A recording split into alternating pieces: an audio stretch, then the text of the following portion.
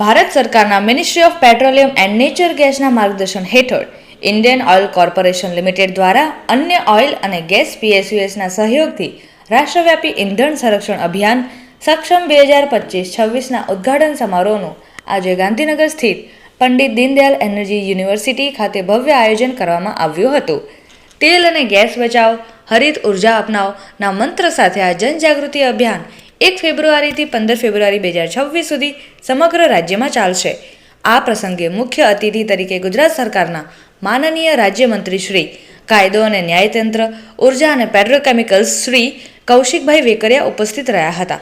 મંત્રીશ્રીએ PDU campus ખાતેથી સત્તાવાર રીતે અભિયાનનું ફ્લેગ ઓફ કરાવીને નાગરિકોને ઉર્જા બચત અને પર્યાવરણ સુરક્ષાની જવાબદારી નિભાવવા અપીલ કરી હતી. વર્ષ 1991થી કાર્યરત આ પહેલનો મુખ્ય હેતુ દેશની એનર્જી સિક્યુરિટી મજબૂત કરવા માટે ક્રૂડ ઓઇલ પરની નિર્ભરતા ઘટાડવાનો અને સસ્ટેનેબલ એનર્જી સોલ્યુશનને પ્રોત્સાહન આપવાનો છે. અલગ અલગ કંપનીઓ દ્વારા દરેક કોલેજો અને સ્કૂલ ઉપર એક સેવા પખવાડિયાનો કાર્યક્રમ આજે અહીંથી પ્રારંભ કરવામાં આવ્યો છે. ખાસ કરીને યુવાનો અને લોકોમાં અવેરનેસ લાવવા માટે ખાસ કરીને ઈંધણનો બચાવ જે રીતે આપણે કરી શકીએ એ પ્રકારનો બચાવ માટેની સમગ્ર પખવાડિયા માટેનો ઝુંબેશ કરવામાં આવી છે.